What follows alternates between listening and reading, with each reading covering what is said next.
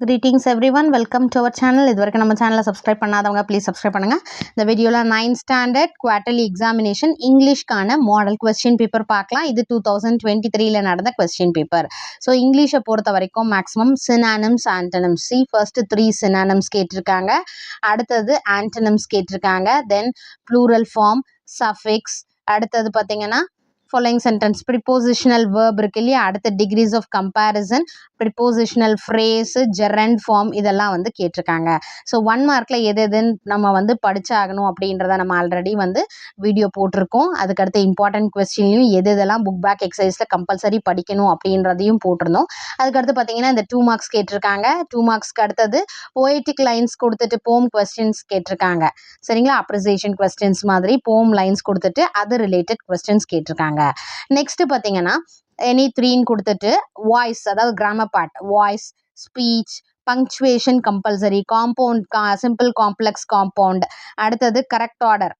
Next பார்த்தீங்கன்னா இது compulsory எது ரோட் மேப் கொடுத்து நம்ம வந்து எழுதுறது. ஸோ அதில் வந்து காமன் பாயிண்ட்ஸ் என்னவோ அதை வந்து நீங்கள் பார்த்துக்கணும்.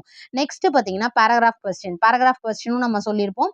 ஸோ எந்த லெசன், ஏதாவது ஒரு லெசன் ஸ்கிப் பண்ணிவிட்டு மற்ற எல்லா லெசனில் இருக்கிற பேராகிராஃப் கொஸ்டின் இல்லை காமன் பேராகிராஃப் கொஸ்டின் ஒன்று பார்த்துக்கோங்க.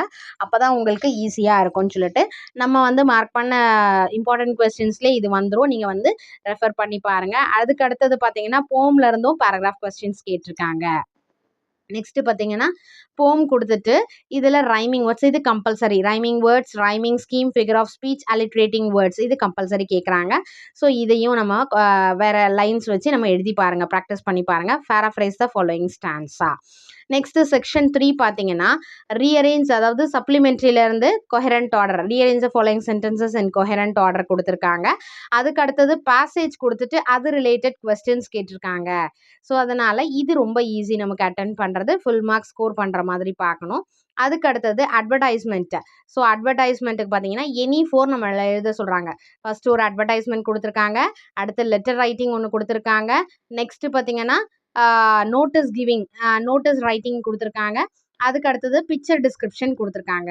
ஸோ இதில் வந்து உங்களுக்கு எது ஈஸியாக இருக்கும். அதுக்கு அடுத்தது பார்த்தீங்கன்னா notes are right a summary of the following passage இருக்கு இல்லையா, அதை எழுதினாலும் எழுதலாம். அடுத்து identify the error.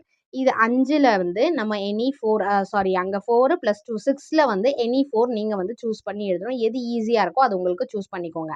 Next memory போம். மெமரி போமில் பார்த்தீங்கன்னா 5 மார்க்ஸ் நம்ம மிஸ் பண்ணக்கூடாது. மெமரி போமை பொறுத்த வரைக்கும் ஃபுல் மார்க்ஸ் நம்ம ஸ்கோர் பண்ணணும்.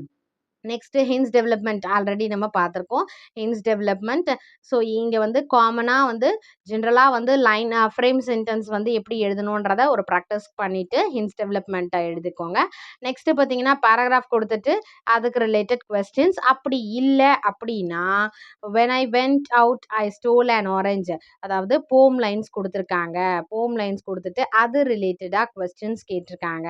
ஸோ உங்களோட சாய்ஸ் தான், நீங்கள் எதை சூஸ் பண்ணாலும் ஓகே. பேராகிராஃப் கொடுத்துட்டு அதோட கொஸ்டின்ஸ் எழுதினாலும் ஓகே. அப்படி இல்லை அப்படின்னா அந்த போம் சென்டென்ஸ்க்கு போம் லைன்ஸ் வச்சு அது ரிலேட்டட் கொஸ்டின்ஸ்க்கு ஆன்சர் பண்ணாலும் ஓகே தான். சரிங்களா. ஸோ இதை வந்து நீங்கள் ஃபுல்லாக ப்ராக்டிஸ் பண்ணிக்கோங்க. இந்த மாதிரி மாடலில் தான் நமக்கு வரும். அதே மாதிரி என்னென்ன படிக்கணும் நம்ம சொல்லியிருக்கிறது எல்லாமே நீங்கள் படிச்சிங்கனாலே வந்து இங்கிலீஷில் 100க்கு வந்து above 90 தாராளமாக ஸ்கோர் பண்ணலாம். சென்டம் கூட ஸ்கோர் பண்ணலாம். Wish you all the best. Thank you for your support. Thanks for வாட்சிங்.